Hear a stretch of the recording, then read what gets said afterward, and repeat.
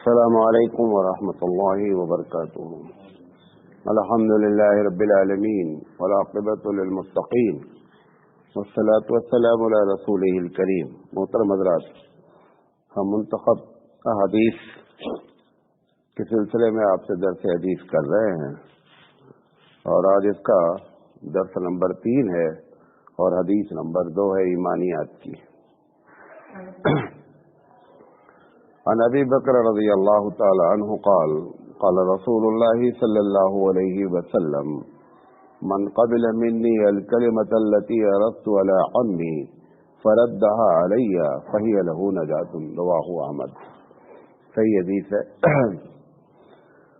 ابو بکر صدیق رضی اللہ تعالی عنہ سے روایت ہے کہ اللہ کے رسول صلی اللہ علیہ وسلم نے فرمایا، من قبل منی الکلمۃ التي اردت، حضور نے فرمایا کہ کوئی آدمی اگر اس کلمے کو قبول کر لے جو میں نے اپنے چچا جان سے کہا تھا۔ کیا کہا تھا چچا جان سے، وہ یہاں پہ ذکر نہیں ہے۔ فردہا علیہ، چچا جان نے اس کو ریجیکٹ کر دیا، رد کر دیا۔ فہی لہ نجات، وہ جو میں نے کلمہ اپنے چچا جان سے کہا تھا اگر وہ اس کو قبول کر لیتے تو فہی لہ نجات، تو وہ کلمہ ان کے لیے نجات کا باعث بن جاتا۔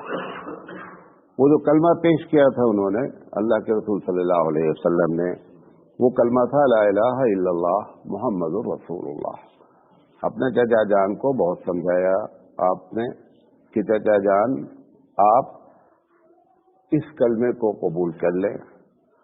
چچا جان نے ایک دم ریجیکٹ کیا، اور آخری وقت میں حضور صلی اللہ علیہ وسلم نے پوری بات آپ کو بتا دیتے ہیں۔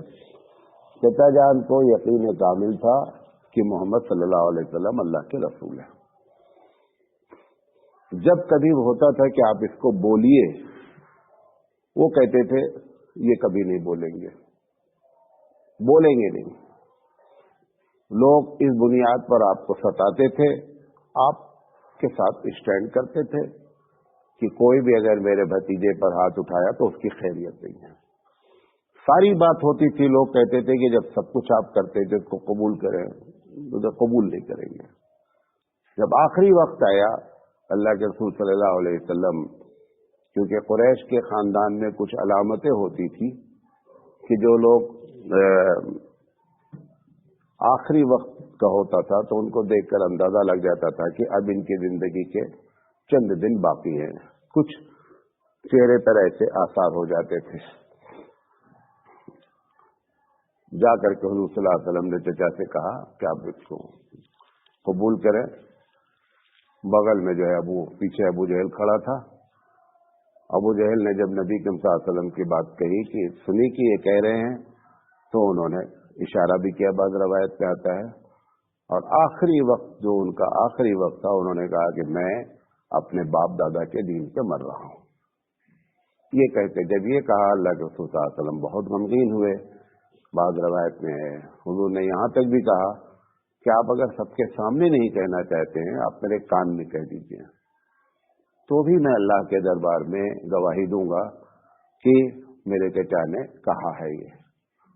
اب آپ کے دل میں آ کے بات آ رہی ہوگی کہ جب ایک آدمی یقین کر لیا، ایک آدمی کو پختہ بات معلوم ہے، تو پھر آخر اس میں زبان کے ہلانے نہ ہلانے سے کیا فرق ہوا ہے؟ نہیں، یہ ایک بات ہے۔ تو آج آپ کے سامنے یہ بات رکھتے ہیں، پہلی بنیادی شرط کہ لا الہ الا اللہ کے لیے 7 شرطیں ہیں منیمم۔ کتنی شرطیں ہیں؟ 7 شرطیں ہیں۔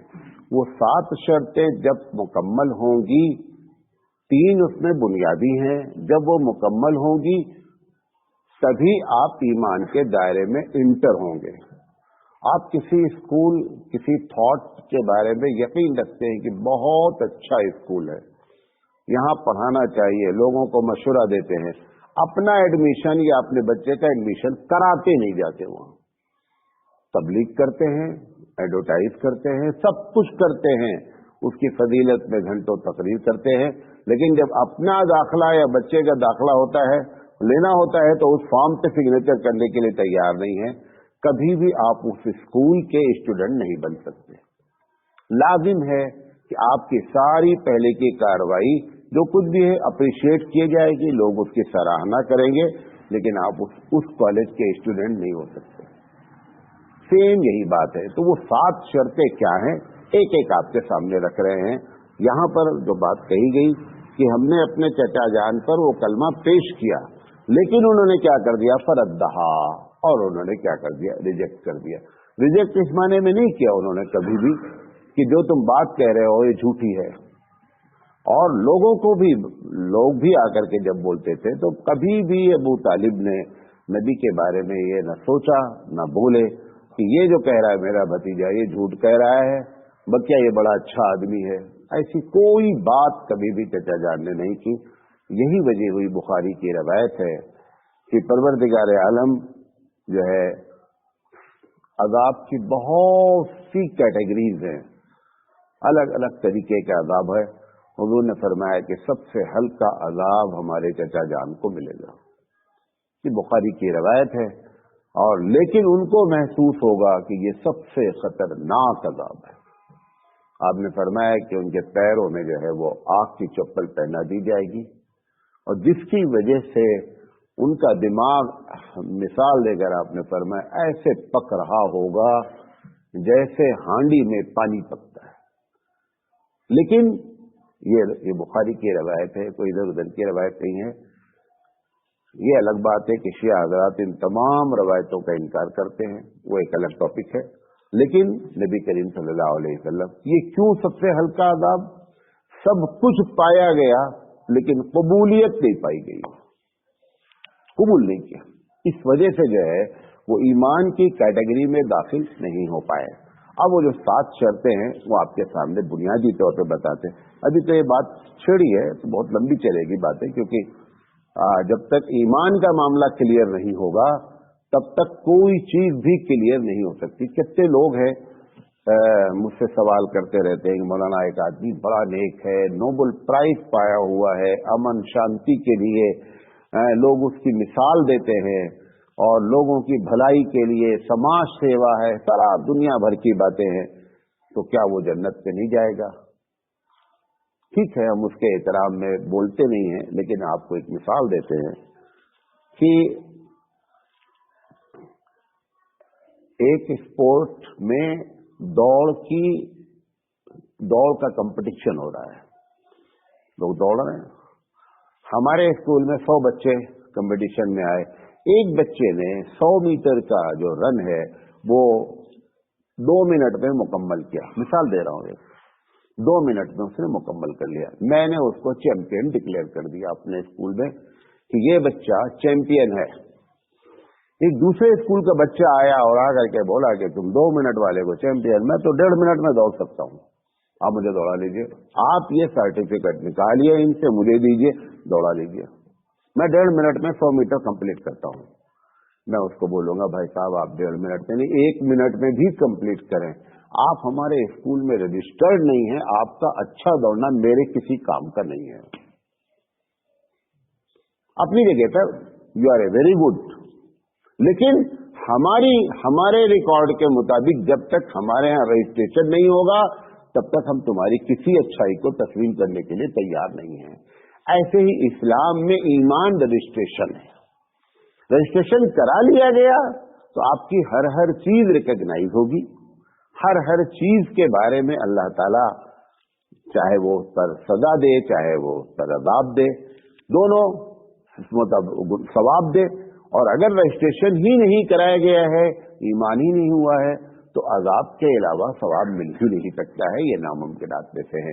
लिहाजा इस तरह से बातों में कंफ्यूज न खुद हो और न दूसरों को कराएं। तो वो पहली चीज इसे बताते हैं। सबसे पहली चीज जो है कि जो आप कह रहे हैं, क्या ला इलाहा इल्लल्लाह मुहम्मद रसूलुल्लाह, उसके लिए उस आदमी का इल्म होना चाहिए कि जो मैं कह रहा हूं ये क्या कह रहा हूं।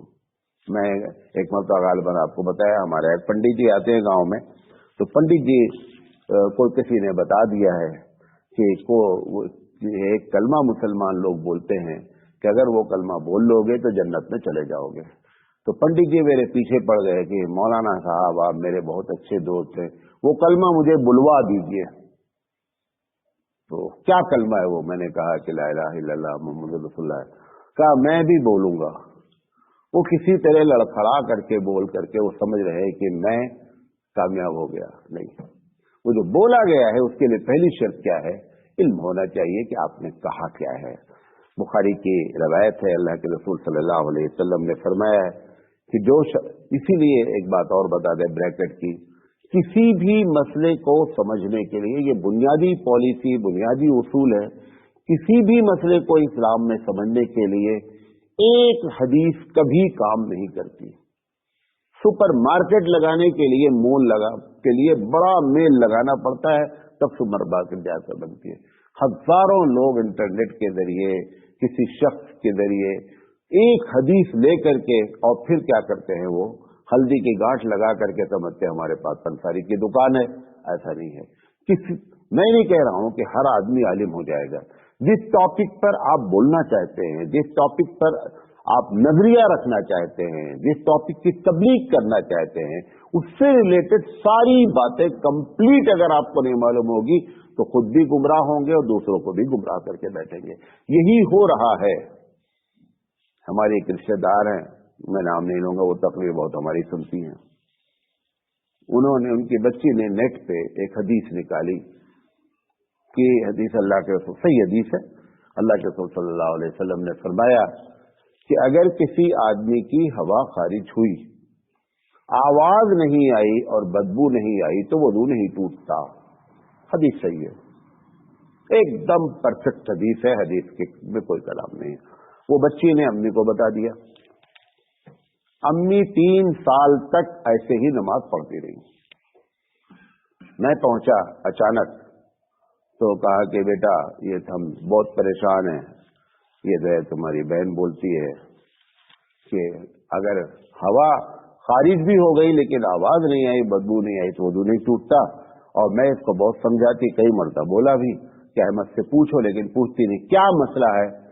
میں 3 سال سے ایسے نماز پڑھوں۔ اب بتائیے، خود بھی گمراہ ہوئی اور دوسرے کو بھی کیا کر دیا؟ گمراہ کر دیا۔ وجہ کیا تھی؟ وضو ٹوٹنے کی ساری حدیثیں اکٹھا کرتی، ساری حدیثیں اکٹھا کرتی، پھر اس کے خلاف جو بھی حدیث آتی پالیسی کی، اس کی وجہ معلوم کرتی۔ اس کے لیے کیا ہے، اس ٹاپک کا کم سے کم آپ کو اسکالر ہونا ضروری ہے۔ میں نہیں کہہ رہا ہوں کہ کوئی بھی ایوری فیلڈ کا ماسٹر نہیں ہوتا ہے، لیکن کم سے کم آپ ایک فتویٰ دے رہی ہیں، آپ ایک مسئلہ بیان کر رہی ہیں، اس سے ریلیٹڈ آپ کو بات معلوم ہی نہیں ہے۔ بعض لوگ آتے ہیں، مولانا صاحب میں بخاری کی حدیث پڑھی ہے کہ رفع الیدین حضور صلی اللہ علیہ وسلم کرتے تھے۔ ہم نے کہا ایک دم صحیح ہے۔ ہم نے کہا اب تک آپ کیا کرتے تھے؟ انہوں نے کہا میں نہیں کرتا تھا۔ ہم نے کہا پہلے یہ معلوم کر لو کہ اب تک جو میں کیا ہوں وہ 100% غلط ہے، پہلے یہ تحقیق کر لو، پھر یہ تحقیق کر لو کہ جو اب مجھے نیا معلوم ہو رہا ہے یہ 100% صحیح ہے، پھر دونوں کو کمپیئر کر لو، کمپیئر کرنے کے بعد پریفرنس کا درجہ حاصل کر لو، پھر عمل کر لو۔ اس کے لیے آپ سوچیں میں پیشنٹ بھی رہوں گا اور ڈاکٹر کو مشورہ بھی دوں گا، یہ دونوں چیزیں اکٹھا نہیں ہوتی ہیں۔ You have to become a master. آپ ڈاکٹر بن جائیے، اس کے بعد دوا کے بارے میں آپ غور کر لیں کہ یہ دوا جو دی جا رہی ہے صحیح ہے یا یہ دوا۔ لیکن اگر آپ تھوڑا تھوڑا جانتے ہیں، trade of all but master of none, اور اس طریقے سے کریں گے تو خود بھی گمراہ ہوں گے، دوسروں کو بھی گمراہ کریں گے۔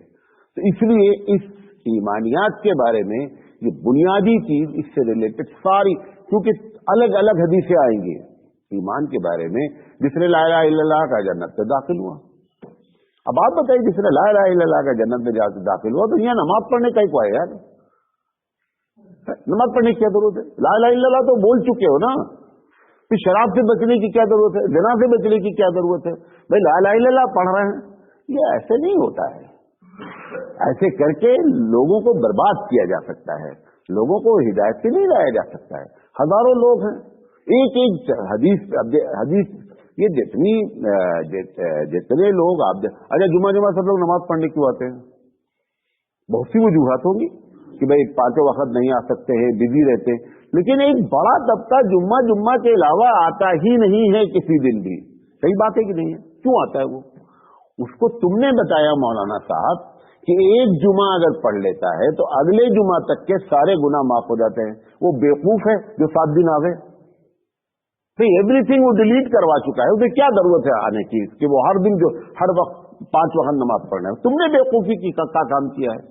अच्छा हदीस सही है, हदीस सही है, लेकिन बयान किसने कर दिया? बयान इसने कर दिया जिसको एक ही हदीस मालूम थी, उसके एक हदीस मालूम थी, एक हदीस की बुनियाद पर उसने उसको गुमराह कर दिया। अब वो बंदा कह रहा है जब बात करो तो कहते हैं मौलाना साहब आप ही लोग बताते हैं कि जुम्मा अगर पढ़ लेता तो सारे गुनाह माफ हो जाते। एक जुमला बीच में बोलना था, क्या?